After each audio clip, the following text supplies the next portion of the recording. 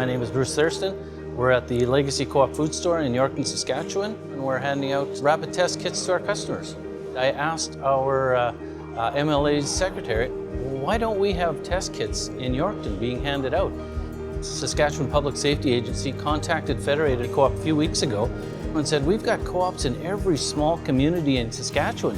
Why wouldn't we distribute through them? So they fast-tracked a whole bunch of kits into Federated and have now sent them out to 40 different communities, and it's growing.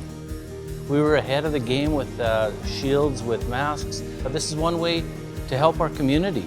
We've had a lot of folks coming in from the community because there was no place to pick these rapid test kits up. And that's why we stepped up weeks ago to say we'll hand them out. Co-op is a community-run business. We're always there. We always have been, and we always will be.